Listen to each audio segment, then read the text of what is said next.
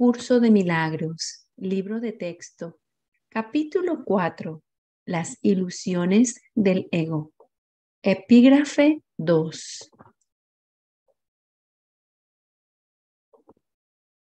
El ego y la falsa autonomía. Párrafo 1. Es razonable preguntarse cómo pudo la mente haber inventado al ego. De hecho, esa es la mejor pregunta que puedes hacerte. Sin embargo, no tiene objeto dar una respuesta en función del pasado, porque el pasado no importa y la historia no existiría si los mismos errores no siguieran repitiéndose en el presente. El pensamiento abstracto es pertinente al conocimiento, porque el conocimiento es algo completamente impersonal y para entenderlo no se necesita ningún ejemplo. La percepción, por otra parte, es siempre específica y por lo tanto concreta. Párrafo 2. Todo el mundo inventa un ego o un yo para sí mismo, el cual está sujeto a enormes variaciones debido a su inestabilidad. También inventa un ego para cada persona a la que percibe, el cual es igualmente variable. Su interacción es un proceso que los altera a ambos, porque no fueron creados por el inalterable o mediante él. La palabra inalterable está con I mayúscula refiriéndose a Dios. Es importante darse cuenta de que esta alteración ocurre con igual facilidad tanto si la interacción tiene lugar en la mente como si entraña proximidad física. Pensar acerca de otro ego es tan eficaz en el proceso de cambiar la percepción relativa como lo es la interacción física. Voy a repetir esto. Pensar acerca de otro ego es tan eficaz en el proceso de cambiar la percepción relativa como lo es la interacción física. No puede haber mejor ejemplo que este de que el ego es solamente una idea y no un hecho. Párrafo 3. Tu propio estado mental es un buen ejemplo de cómo fue inventado el ego. Cuando repudiaste al conocimiento fue como si nunca lo hubieses tenido. Esto es tan evidente que basta con que lo reconozcas para constatar que eso es lo que en realidad ocurre. Y si eso ocurre en el presente, ¿por qué habría de sorprenderte que hubiese ocurrido en el pasado? Asombrarnos ante lo inusual es una reacción comprensible, pero asombrarnos ante algo que ocurre con tanta frecuencia no lo es en absoluto. No olvides, no obstante, que la mente no tiene por qué operar así, aunque así es como opera ahora. Párrafo 4. Piensa en el amor que los animales sienten por sus crías y en la necesidad que sienten de protegerlas. Eso se debe a que las consideran parte de sí mismos. Nadie repudia lo que considera parte de sí mismo. La manera en que reaccionas ante tu ego es similar a cómo Dios reacciona ante sus creaciones, con amor, con protección y con caridad. Tus reacciones ante el yo que inventaste no son sorprendentes. De hecho, son muy similares a la forma en que algún día reaccionarás ante tus creaciones reales, las cuales son tan eternas como tú. No es cuestión, por lo tanto, de cómo reacciones ante el ego, sino de lo que crees ser. Creer es una función del ego, y mientras tu origen siga sujeto a interpretaciones, lo seguirás viendo desde el punto de vista del ego. Cuando el aprendizaje deje de ser necesario, simplemente conocerás a Dios. La creencia de que hay otra forma de percibir es la idea más sublime que es capaz el pensamiento del ego. Eso se debe a que dicha idea reconoce, aunque sea mínimamente, que el ego no es el ser. Párrafo 5.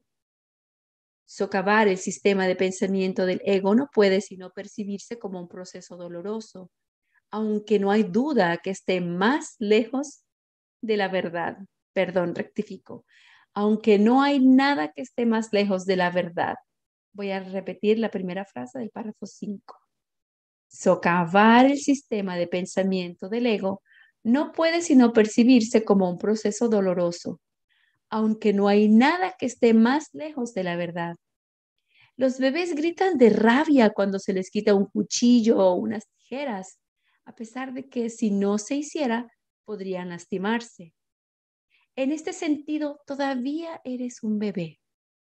No tienes una idea clara de lo que es el verdadero instinto de conservación y probablemente decidirás que necesitas precisamente lo que más daño te haría.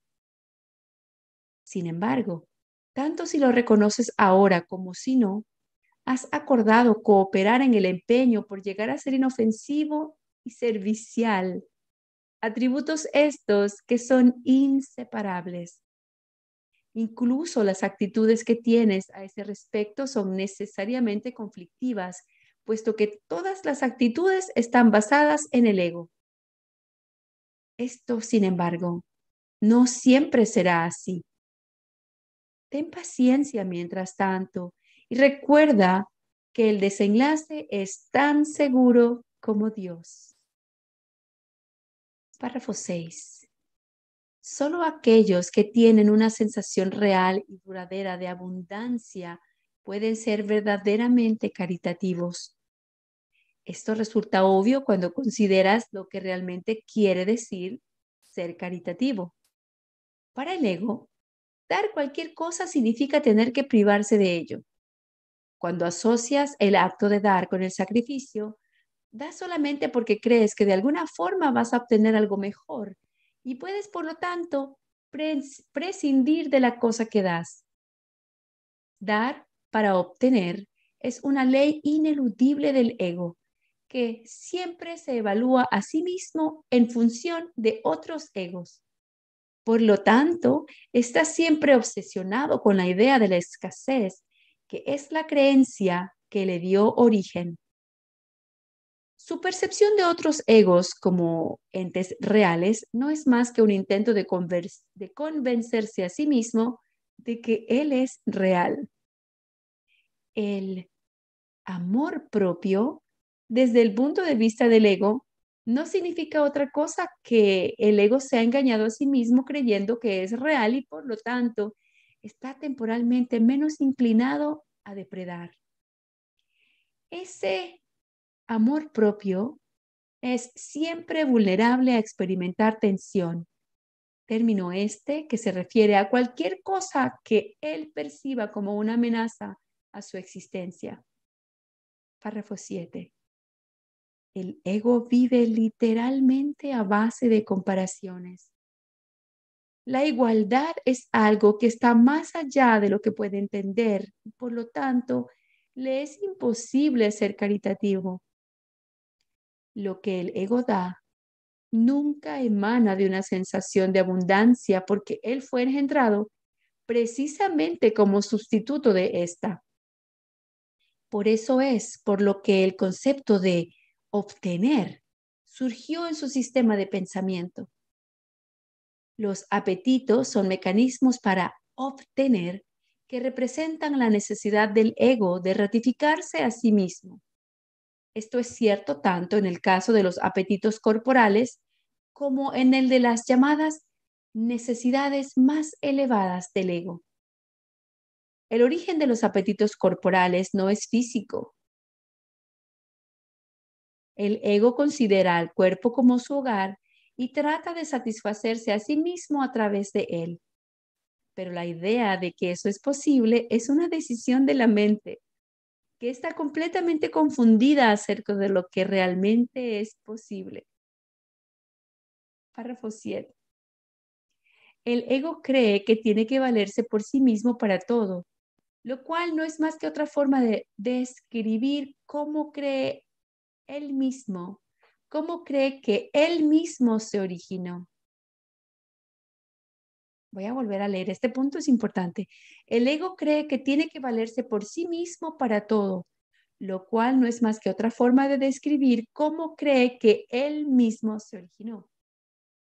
Es este un estado de tanto temor que lo único que puede hacer es dirigirse a otros egos y tratar de unirse a ellos en un débil intento de identificarse con ellos o atacarlos en una demostración igualmente débil de fuerza. No es libre, no obstante, de poner en tela de juicio la premisa que da lugar a todo eso, pues esa premisa es su base. El ego es la creencia de la mente según la cual él tiene que valerse completamente por sí mismo. Los incesantes esfuerzos que realiza por ganar el reconocimiento del espíritu y establecer así su propia existencia son inútiles. El espíritu en su conocimiento no es consciente del ego, no lo ataca, simplemente no lo puede concebir en absoluto. Aunque el ego tampoco se percata del espíritu, se percibe a sí mismo rechazado por algo más grande que él. Por eso es por lo que al amor propio, tal como el ego lo concibe, repito, por eso es por lo que el amor propio, tal como el ego lo concibe, no puede ser, no puede por menos que ser ilusorio. El amor propio es ilusorio, en la manera en que el ego lo concibe. Las creaciones de Dios, con mayúsculas C y D, no crean mitos. Si bien el esfuerzo creativo se puede trocar en mitología, esto puede suceder, sin embargo, solo bajo una condición. Lo que fabrica deja de ser creativo. Los mitos pertenecen exclusivamente al ámbito de la percepción y las formas que adoptan son tan ambiguas y de una naturaleza tan marcada por la dicotomía entre el bien y el mal que ni siquiera el más benévolo de ellos está exento de connotaciones aterradoras. Párrafo 9. Los mitos y la magia están íntimamente relacionados, ya que los mitos generalmente tienen que ver con el origen del ego y la magia con los poderes que el ego se atribuye a sí mismo. Los sistemas mitológicos incluyen por lo general alguna descripción de la creación y la conectan con su forma particular de magia. La llamada lucha por la supervivencia no es más que la lucha del ego por prolongar su propia existencia, así como la interpretación que ha hecho con respecto a su comienzo. Este comienzo casi siempre se asocia con el nacimiento físico, ya que resulta difícil sostener que el ego existía antes de ese momento. Los más religiosos de los mitos basados en el ego puede que postulen que el alma existía antes y que seguirá existiendo después de un lapso temporal de vida en el ego. Algunos postulan incluso que el alma será castigada por este lapso. La salvación, no obstante, no es aplicable al espíritu, pues este no está en peligro. Por lo tanto, no tiene que ser rescatado. Párrafo 10. La salvación no es otra cosa que mentalidad correcta, que aunque no es la mentalidad uno del Espíritu Santo, se debe alcanzar antes de que la mentalidad uno pueda ser reinstaurada. La mentalidad correcta conduce automáticamente al siguiente paso, ya que la percepción correcta está completamente exenta de cualquier forma de ataque. Por lo tanto, la mentalidad errada desaparece. El ego no puede sobrevivir sin emitir juicios. Repito, el ego no puede sobrevivir sin emitir juicios. Por consiguiente, se le abandona. La mente tiene entonces una sola dirección por la que avanzar. La dirección que sigue es siempre automática, pues no puede sino acatar los dictados del sistema de pensamiento al que se adhiere. Párrafo 11. No se puede hacer demasiado hincapié en el hecho de que corregir la percepción es simplemente un expediente temporal. Dicha corrección es necesaria únicamente porque la percepción falsa es un obstáculo para el conocimiento, mientras que la percepción fidedigna es un trampolín hacia él. El valor de la percepción correcta reside en la conclusión inevitable de que toda percepción es innecesaria. Esto elimina el obstáculo por completo. Te preguntarás, ¿cómo puede ser posible esto mientras parezca que vives en este mundo? Esa es una pregunta razonable. No obstante, tienes que asegurarte de que realmente entiendes lo que estás preguntando. ¿Quién es el tú que vive en este mundo? El espíritu es inmortal y la inmortalidad es un estado permanente. El espíritu es tan verdadero ahora como siempre lo fue y lo será siempre, ya que no entraña cambios de ninguna clase. No es un continuo, ni se puede entender tampoco comparándolo con un opuesto. El conocimiento nunca admite comparaciones. Conocimiento con C mayúscula. En eso estriba su diferencia principal con respecto a cualquier otra cosa que la mente pueda comprender. Bien, llegamos al final del epígrafe o sección 2, que se intitula El ego y la el ego y la falsa autonomía. Perdonamos esta idea de que la Santa Hija de Dios se equivoca. El epígrafe 2 se intitula El ego y la falsa autonomía. El capítulo 4 se intitula Las ilusiones del ego.